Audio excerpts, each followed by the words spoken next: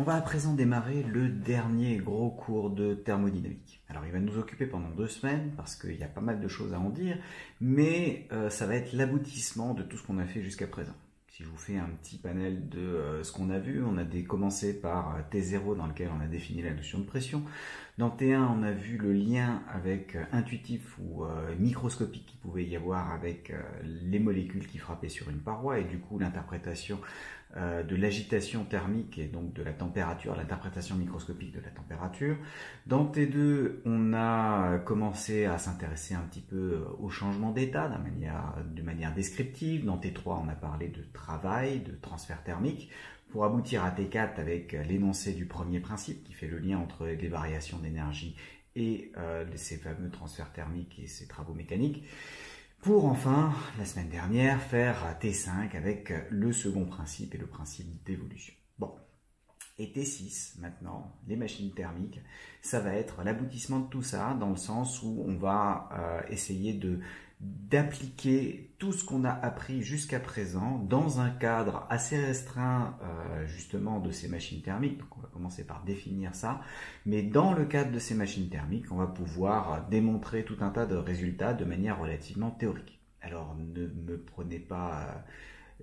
ne me faites pas dire ce que je n'ai pas dit, je ne vais pas m'intéresser à savoir comment marche une machine thermique d'un point de vue ingénierie, c'est-à-dire je ne vous apprendrai pas à fabriquer un piston, usiner des pièces, les mettre ensemble pour que ça marche.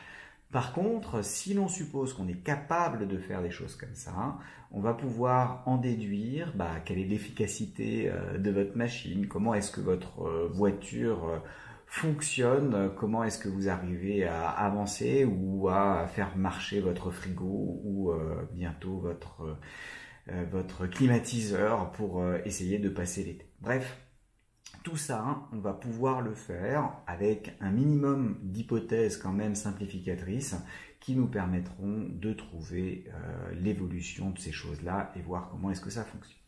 Alors on va commencer par la définition de ce qu'on va appeler une machine cyclique polytherme. Une machine cyclique polytherme, qu'est-ce que c'est? C'est un système thermodynamique, donc c'est un système thermodynamique sigma qui est fluide le plus souvent.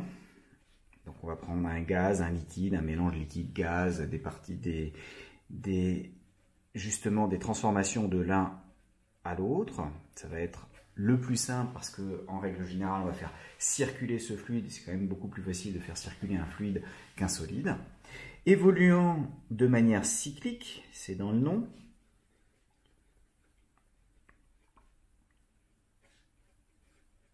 Donc là déjà c'est très réducteur, enfin c'est très contraignant le fait d'avoir un cycle. On ne va pouvoir appliquer tout ce chapitre qu'aux évolutions cycliques, mais c'est quand même quelque chose qui revient très souvent parce que la plupart du temps le fluide qu'on veut faire évoluer, on ne veut pas s'amuser à ce qui se balade dans l'air et donc on va essayer de le garder et puis à partir du moment où on l'a, on garde toujours le même pour faire l'évolution. Donc s'il évolue de manière cyclique, ça veut dire qu'il retourne au point thermodynamique de départ.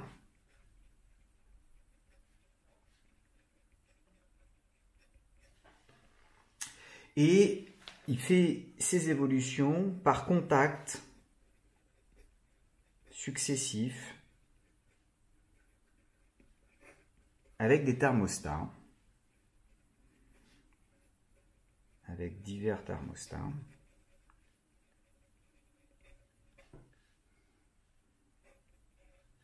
Qui sont les seuls endroits où il a le droit de récupérer un transfert thermique. Donc, seuls endroits où se font les échanges thermiques.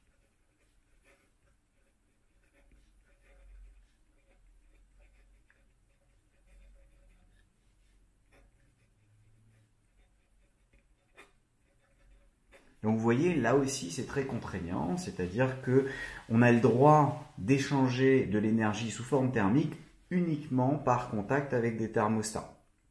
Alors, ces contacts peuvent faire que le fluide évolue de manière isotherme en ayant la même température que le thermostat, ou au contraire, évolue à une autre température, mais est mis en contact avec ce thermostat qui du coup va lui fournir un transfert thermique proportionnel à à la différence de température, ou du moins une puissance thermique proportionnelle à la différence de température, et c'est là que ça va intervenir. Alors généralement, on va schématiser ça en disant que voilà, j'ai mon système sigma, et ce système sigma va être en contact avec un thermostat T1 qui lui donne un transfert thermique Q1, en contact avec un deuxième thermostat un peu plus tard T2 qui lui fournit un transfert thermique T2, en contact avec un thermostat TI qui lui fournit un transfert thermique QI, et puis finalement on va avoir un énième thermostat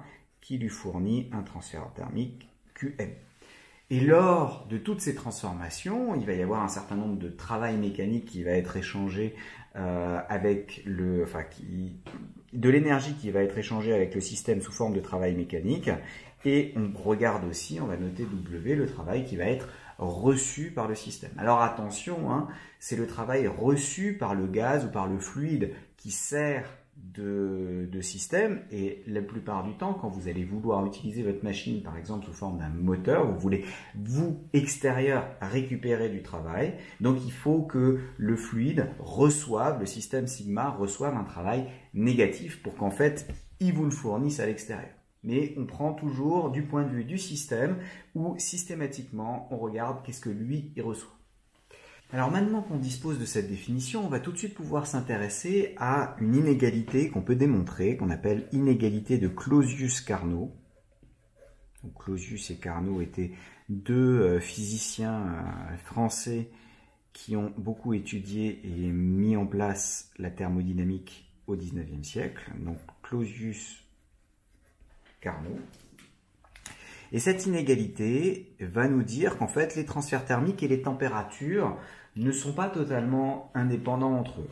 En fait, on va démontrer que la somme des transferts thermiques divisée par chacune des températures va forcément être négative. Donc on va montrer que la somme de I égale 1 à N des QI sur TI va forcément être inférieur ou égal à 0. C'est cet aspect négatif qui va nous montrer, en fait, qui nous permettra de démontrer qu'il n'existe pas de machine thermique monotherme qui puisse fournir du travail à l'extérieur. Donc ça va déjà avoir une conséquence pratique qu'il vous faudra au moins 2 sources de température, et d'où l'utilisation de machines dithermes pour réussir à faire des moteurs, des machines dont on peut récupérer quelque chose. Alors comment est-ce qu'on le démontre? Étant donné que les échanges thermiques ne se font qu'avec des thermostats. Les échanges thermiques se font uniquement avec des thermostats. Si ces échanges ne se font que avec des thermostats, on a une entropie échangée lors de la transformation I en contact avec les thermostats I, qu'on avait démontré dans le chapitre précédent, qu'elle s'écrivait QI sur TI, le transfert thermique reçu par le corps sigma, le système sigma, divisé par la température TI du thermostat. D'où l'entropie échangée totale, qui est la somme de I égale 1 à grand N des entropies, de chacune des entropies échangées lors de chaque transformation. Elle va s'écrire simplement la somme de I égale 1 à grand N des QI sur TI. Et on veut montrer qu'en fait, vous reconnaissez que ça c'est l'entropie échangée totale, on veut montrer que l'entropie échangée totale est forcément négative ou nulle. Et pour ça, on va utiliser le caractère cyclique. C'est quelque chose qui va revenir très très souvent, et donc il faudra bien retenir. C'est un argument qui reviendra très souvent.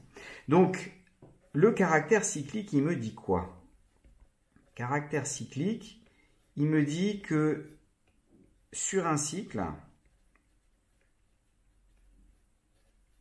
on a forcément que la variation d'entropie de mon système sigma est nulle. Pour quelle raison? Parce que S, c'est une fonction d'état. Or, par définition, quand je fais un cycle, je reviens au même état. J'ai donc la même entropie, la même quantité de fluide, donc la même entropie pour mon système. Résultat, forcément, le S du début est égal au S de la fin et la différence doit être nulle. Donc sur un cycle, delta S est égal à 0 car S c'est une fonction d'état. Et on revient au même état. Que l'évolution soit réversible ou pas, ça n'a rien à voir. S est une fonction d'état. Quand vous êtes à un équilibre donné, vous avez une entropie donnée pour une masse donnée de votre système. Et on a la même masse qui revient au même état, donc on a la même entropie. Donc forcément, on a ce résultat-là. Or, par définition, l'énoncé de second principe par Prigogine disait que il existe une fonction S entropique, qui est une fonction θ extensive, telle que delta S soit égale à l'entropie échangée au total, plus l'entropie créée au total. Et là vient le caractère potentiellement irréversible, on ne peut que créer de l'entropie, ce qui veut dire que ce terme-là est forcément positif ou nul. Si celui-là est positif ou nul, celui-là est nul, celui-là est forcément négatif ou nul.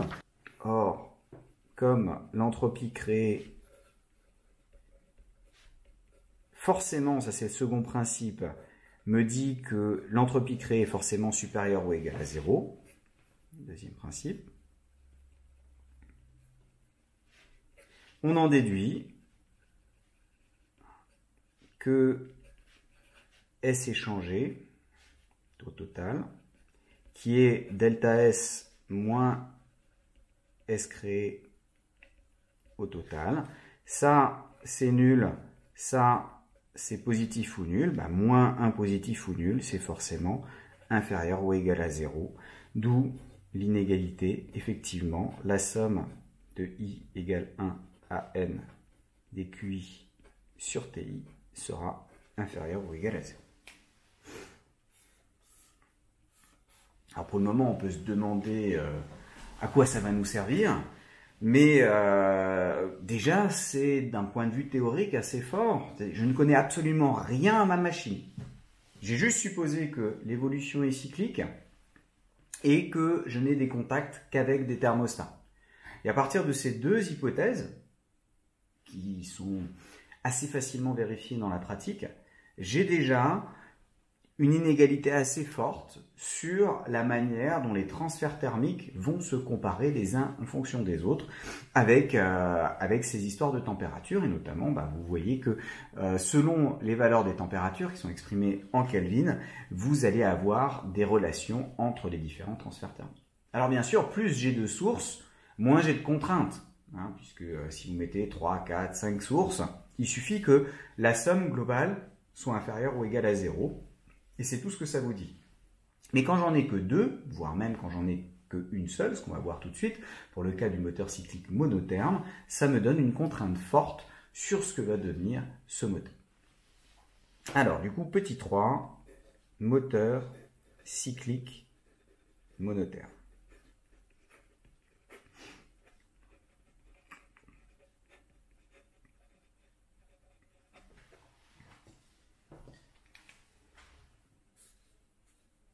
Je vais tout de suite donner le résultat, parce que c'est ça qu'il faut bien retenir. On va démontrer que cet objet physique-là, il n'existe pas.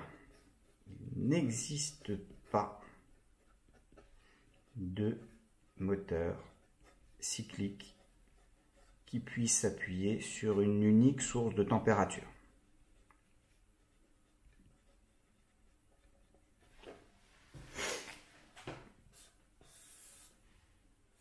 Ça, bien sûr, à partir du moment où la science affirme quelque chose en disant que ça n'existe pas, vous trouverez des centaines d'inventeurs qui vont vous avoir démontré qu'en fait ça existe. Mais à chaque fois, dans ces démonstrations-là, il y avait une des hypothèses de base qui n'était pas bonne, soit c'est pas cyclique, soit c'est pas monotherme et qu'on se retrouvait avec des cas habituels, soit tout simplement il y avait un problème dans la conception et les mesures ne mesuraient pas du tout ce que la personne pensait mesurer.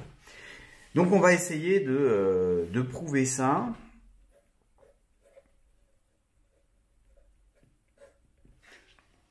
Et voir ce que ça peut donner. Alors, donc supposons qu'il existe, que l'on ait un moteur cyclique monotherme.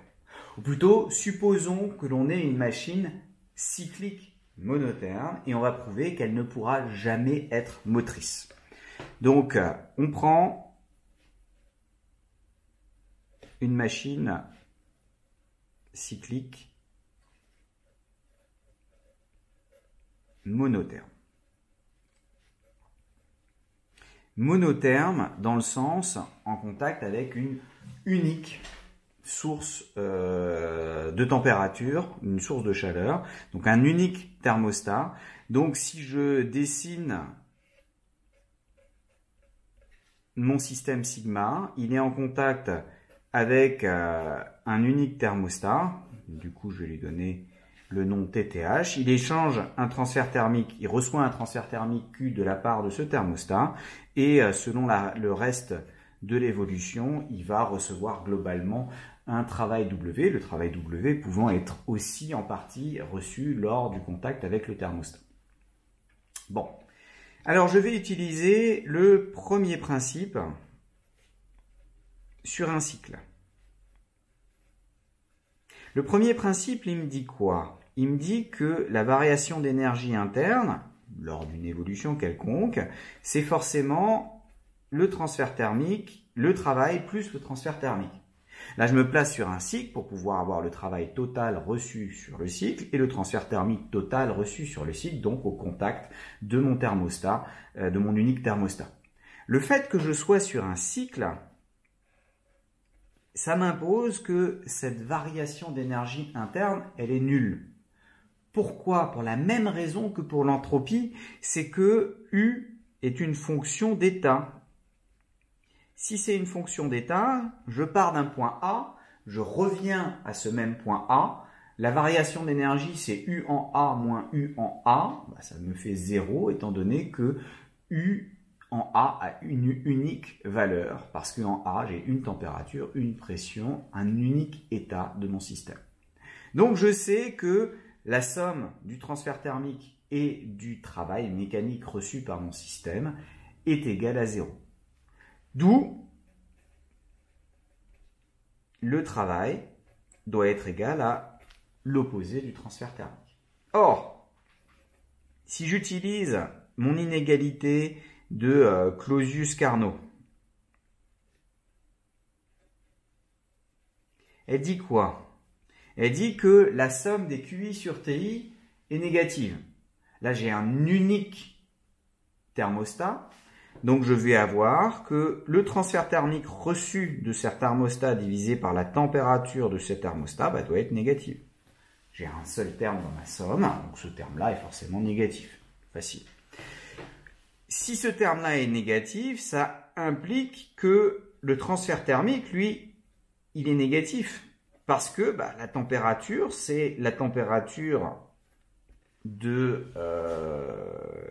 alors, il est strictement supérieur à 0.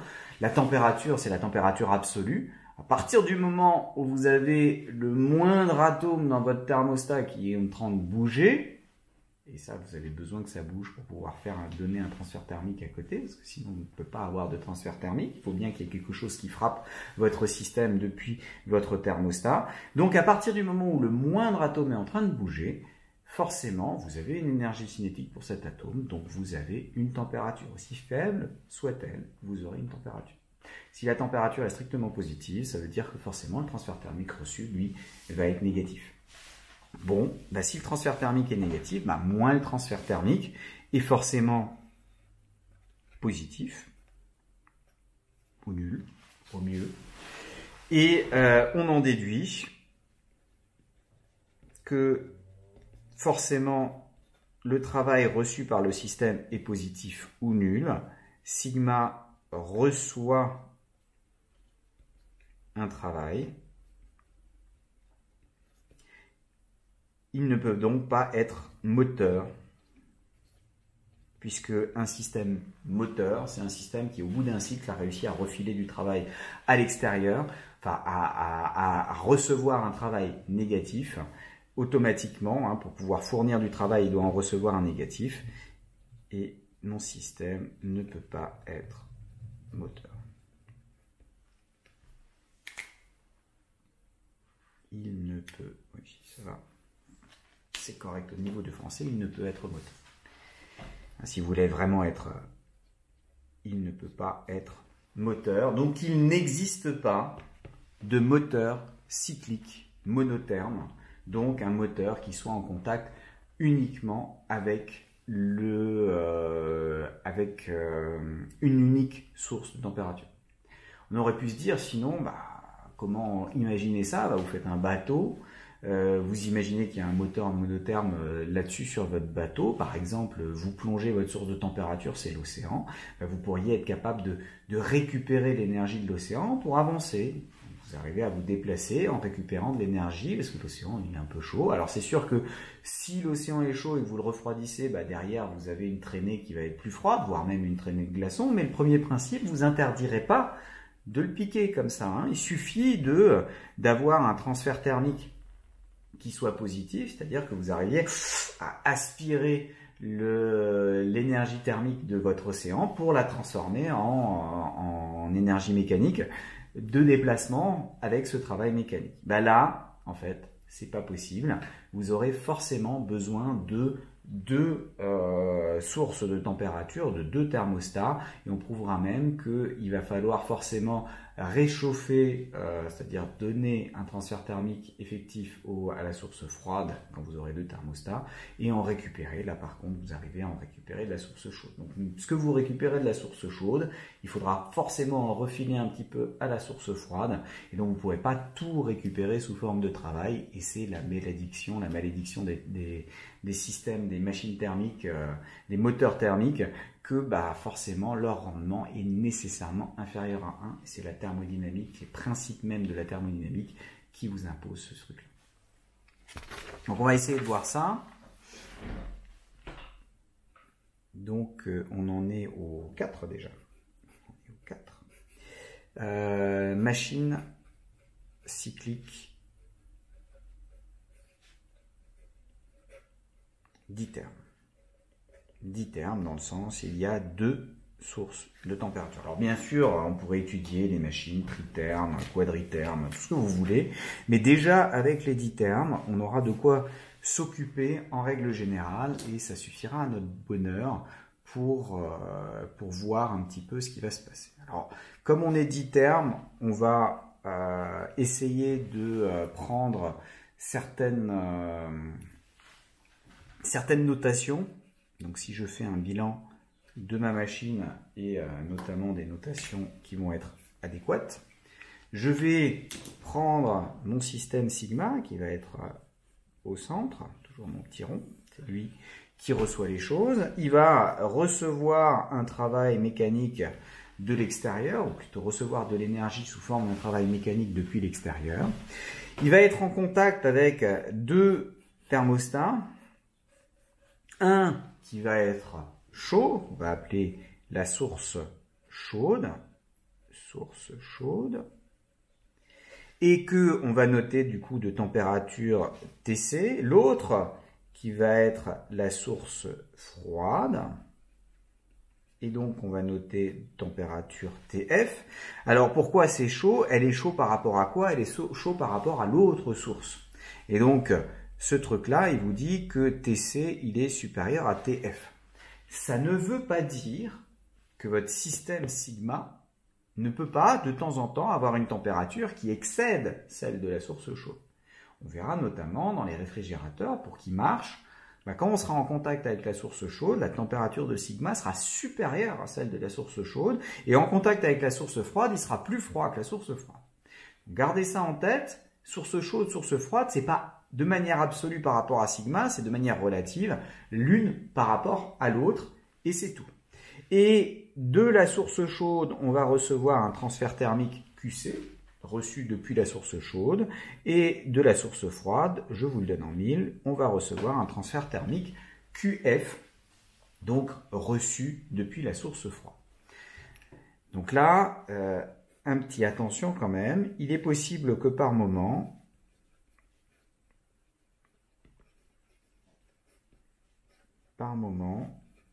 la température de votre système sigma soit supérieure à TC ou inférieure à TF. Alors pas au même moment, puisque TC est toujours supérieur à TF, hein, donc on ne peut pas à la fois être supérieur au plus grand et plus petit que le plus petit, mais lors de l'évolution, on peut avoir une température dans le système qui soit supérieure à celle de la source chaude, même en contact avec la source chaude, et après inférieure à celle de la source froide. Alors on va parler de classification, c'est-à-dire on va donner des noms particuliers selon les signes des transferts, notamment le signe du travail reçu. On va avoir deux types de machines. D'une part, les moteurs. Donc les moteurs, c'est ceux pour lesquels le transfert thermique reçu par sigma, il est négatif. Hein. Ça, c'est reçu par sigma. Et s'il reçoit un transfert thermique, un travail négatif, c'est qu'en fait, lui, il fournit un travail à l'extérieur. Et donc, cette machine va être une source de travail. Vous pouvez le récupérer, faire tourner vos essieux et puis la voiture qui est dessus, et puis commencer à avancer en utilisant votre moteur d'iterme comme ça. Donc ça, c'est le premier point. Et le deuxième, ça va être les réfrigérateurs et les pompes à chaleur.